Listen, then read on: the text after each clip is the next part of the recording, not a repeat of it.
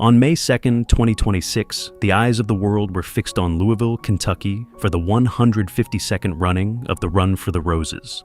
The air was crisp at 54 degrees under partly sunny skies, and the track at Churchill Downs was rated as fast, setting the stage for an afternoon of pure speed.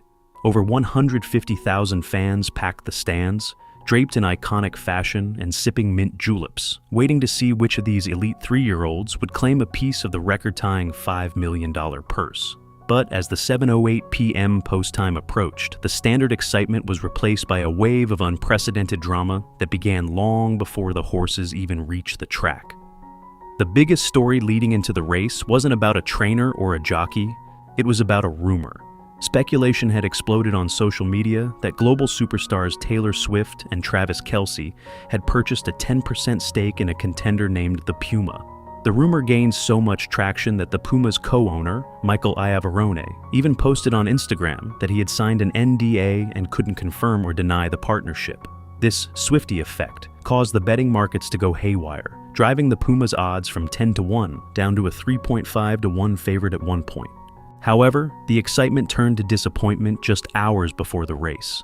The Puma was scratched after his trainer, Gustavo Delgado, discovered swelling in the colt's leg caused by a localized skin infection, but the heartbreak didn't stop there. As the field was loading into the gate, a horse named Great White flipped over and threw his jockey, Alex Achard. While both were okay, Great White was ruled out by track veterinarians. These late exits, along with earlier scratches for Right to Party and Silent Tactic, meant that only 18 horses would actually compete in the 152nd Derby. With the favorite out, the public turned to Renegade, a powerhouse trained by the legendary Todd Pletcher. Renegade was the son of Into Mischief and had just come off a dominant win in the Arkansas Derby. He entered the gate as the 4-1 morning line favorite, even though he had to break from the historically difficult number 1 post position. Other major players included Commandment, the winner of the Florida Derby, and Danon Bourbon, an unbeaten challenger from Japan who many experts thought had the tactical speed to win it all.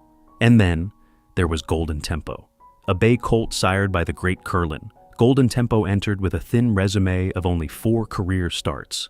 He had won the LeCompte Stakes earlier in the year, but was coming off consecutive third-place finishes in the Risen Star and the Louisiana Derby. Most bettors ignored him, sending his odds as high as 30-1, but sharp analysts noticed he had a massive finishing kick and a pedigree built specifically for the grueling 1.25-mile distance. The gates crashed open at 7:08 p.m. and the 152nd Derby was underway. As expected, the UAE Derby runner-up, 6 Speed, shot to the front to set a blistering pace. He led the field through a lightning-fast opening quarter mile of 22.68 seconds and a half mile in 46.44. While the leaders were flying, Golden Tempo was at the very back. Jockey Jose Ortiz kept him relaxed and dead last, waiting for the front runners to tire out from that punishing speed.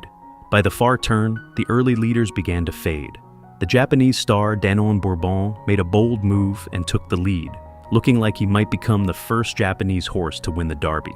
He led by 2 lengths at the top of the stretch, but the closers were coming.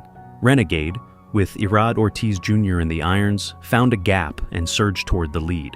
At the same time, a 70-1 long shot named Ocelli, who had only gotten into the race a few days earlier, made a shock move along the rail to briefly challenge for the front.